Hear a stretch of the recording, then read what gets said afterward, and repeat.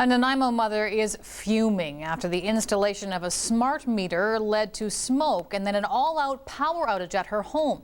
The family spent last night in the dark and cold due to the problem, and as Sky Ryan tells us, they're blaming it on BC Hydro's new smart meters. See all this?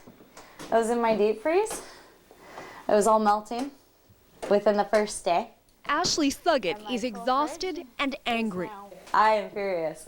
The Nanaimo mother of two has spent the last 20 hours in the dark since her new smart meter started smoking and the power went out completely. My energy saving kit.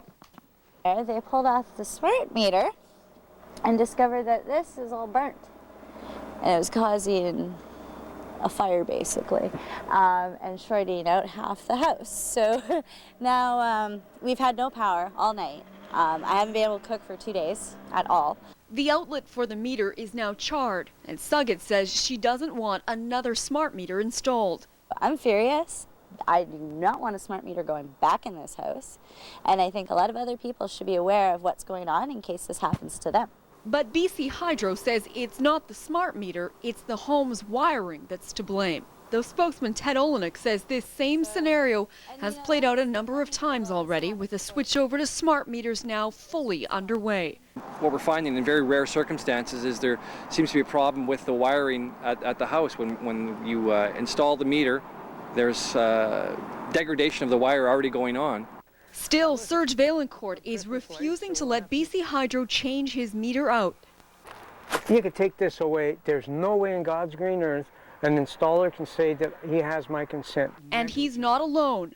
Myself, I'm locked up. They're locked up. He's locked up.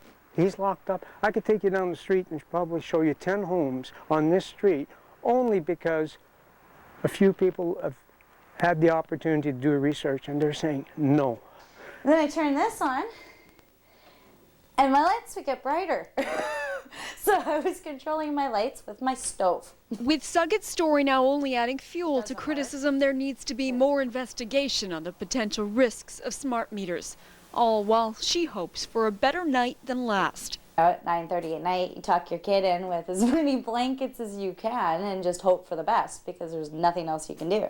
Waiting until late Friday afternoon before the electrical problems that started here Thursday night were solved.